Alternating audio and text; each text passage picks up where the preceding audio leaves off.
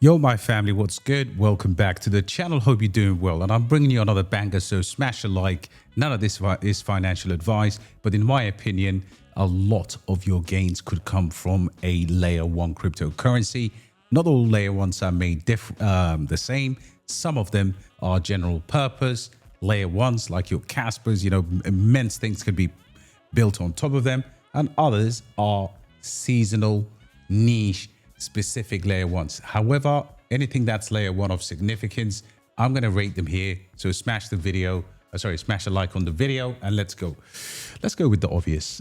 Sui, since 2023, has never looked back. $6 billion. It is an A-class cryptocurrency. And I think it is one that is rightly positioned in the long term, in the next 5 years, potentially a threat to Solana. We haven't seen that since last year, but I do believe Sui with its ecosystem is an absolute giant in the making. Learn about account abstraction, learn about how they, plan to onboard 1 billion people, right? So that's what you want to be watching for. So Sui goes to A class. No doubt, Casper is on its way. Right now, it's a B star. In my opinion, Casper will also be world class or class A or A class, as you call it. A matter of time, get a Coinbase, get a Binance or something which they rejected.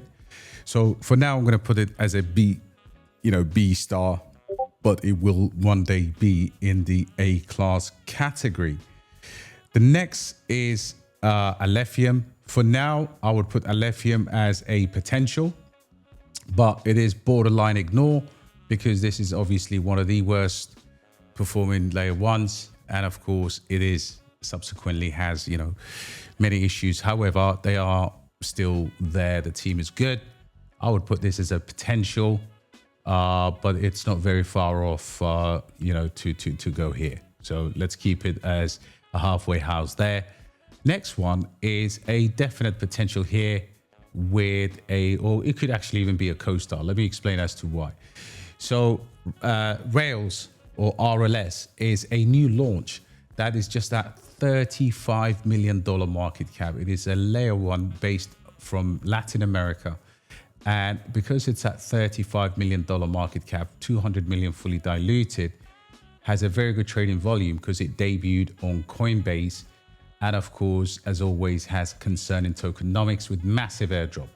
Now, for me, this makes it very difficult to kind of invest in it because there's going to be the supply side tokenomics. At the end of the day, crypto is a business. Unless you're buying Bitcoin, everything else is just, to be honest, is very difficult. So that is the risk, but the reward is astronomical because what they're doing is they've partnered. If you go through their white paper, you would see that they are a layer one. And of course, in this Q&A, and they've partnered with the likes of Memecoins brands. That's very key. And of course, their whole ethos here is to onboard the next $1 trillion of TradFi into blockchain. Okay, and by specifically partnering with the likes of Memecoins brands, I believe they had some money from Tether. They deployed privacy. There's a lot to like about this. Okay, there's a lot to like about this. Having said that, you also have to be super careful because of the way they've designed the tokenomics. And this is what I was talking about in terms of, like, for example, world-class tokenized real-world assets. And Binance, of course, is in the Binance Alpha as well. So at 35 mil, I can see plenty of potential there. Okay. It could even be a co-star, so keep your eyes on that. Kita is a layer one that is specifically RWA built on Base. We know Kita is a very good project. I think Kita is a co-star in an RWA season. Then we have Aptos. Now, Aptos has to go up there because I know Aptos in terms of performance is not what you're probably thinking of, but Aptos has one of the largest stablecoin reserves in the whole of crypto. So for that particular reason, I think Aptos has to go there for sure. it will, I mean, you could even drop it down here because the price performance has not been great. But one day, I think Aptos, if it doesn't die, Aptos will do very, very well. I will put Plume, layer 1 RWA as a co-star. ICP, I think ICP is a borderline between a B star and potentially could head to an A-class cryptocurrency. We've not seen anything from this particular giant when it comes to the AI, world computer, deep in. It's got a lot going for it.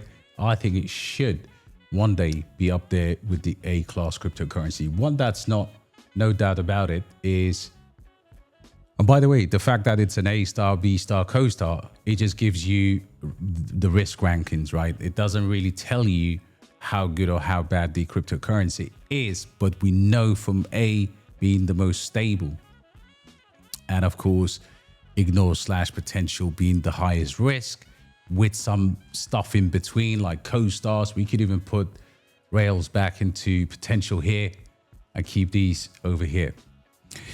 Let's continue. Axelar, a specific layer 1 for cross-chain protocols. I think Axelar is again a B star / co-star. We haven't seen anything significant from it. Incredibly down for early investors, but I do believe one day we would be reading Axelar as one of the best layer 1 blockchain in its niche. But for now, I'm going to put this as a B star. Then we have Beam. I think in terms of gaming category, I think Beam will be an A-class layer 1 blockchain. They've got lots of money from Abu Dhabi. They will continue to grow. In my opinion, their treasury alone is absolutely insane, over $200 million. And one day it will sit there because their gaming season, and of course, gaming as a niche, is not taking off right now. I think it's a B-star blockchain. It has all of the elements to be an A-star in its category. So I'm going to keep that as a B-star, and I'm going to look forward to that growing. But that will straight away head to a potentially the likes of Sui, the likes of Casper in the future, the likes of Avalanche. I think Monad has a massive potential, right? And I think at the moment, $300 million, $350 million market cap with massively growing. Actually, it had more stable coins in a single day last week than some existing layer 1s. So this is a star in the making. It's starting to poke its head out, but it's way under $500 million. For that reason, I think this will be an A-star that's just training right now. Near Protocol is at the moment a co-star, but in my opinion, Near Protocol belongs to this league. Hasn't really got there yet. Likes of Zcash built on it. I'm going to keep Near Protocol as the one that has the first opportunity to get up there, purely because I'm a Casper, I'm a Town Maxi, of course, and I do believe that Near Protocol one day will be an A-class cryptocurrency. Let's not, I'm 100% objective here, no biases at all. Algorand. Now, people may not like Algorand, right? I'm going to avoid it. I'm going to ignore it. But I do love what they're doing with mass adoption. I think the biggest issue with Algorand for me is the fact that they've been around so long, and the ISO, of course, with what's happening in crypto right now. But I'm not going to break my neck to go and to buy some Algorand. Next one is Say. Say is going to go up there. Should really be here because, again, Say have all the listings, all the institutional adoption, all of that, and it's only a matter of time before Say is considered as an A-class. You know what? I'm being harsh. I mean, Algorand is well established, but I'm just talking about for my own sake, just to ignore. Arweave is going to go into the B-star category. Arweave is a very specific niche, very low fees, permanent storage play. I think Arweave one day will be a crazy cryptocurrency. Monero, I think the law's not clear in 2028. If the Democrats come in again, we could see pressure on privacy. I'm going to ignore Monero. There's also Zcash. Zcash is also, look, the thing about Zcash is it is a class in its category. So is Monero. Like if you really think about it, both in market cap and what they stand for. But would I really be looking to invest in Monero right now? Well, I'm not hiding any money or anything like that.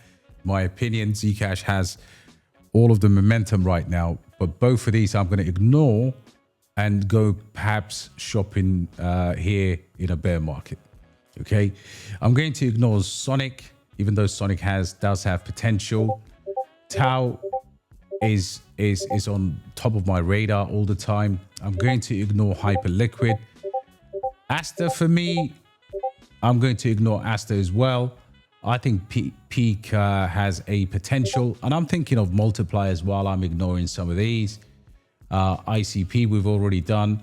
Ondo Finance, I think it's the leader in its category. I think Flare has a massive potential. It could even be a co-star waiting to be with these guys here as a B star because it is an interesting layer one. Canton, in terms of that whole privacy category, I think it's very niche, but it is one that has potential. And there you have it, guys. I've done it as fast as I could for you.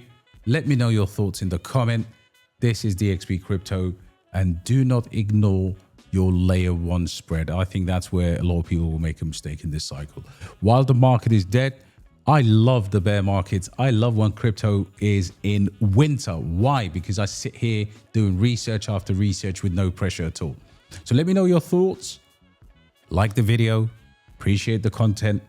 Of course, everyone else is hiding, but I'm out here, man. I'm doing my thing. So smash a like and I'll see you on the next one. God bless you all.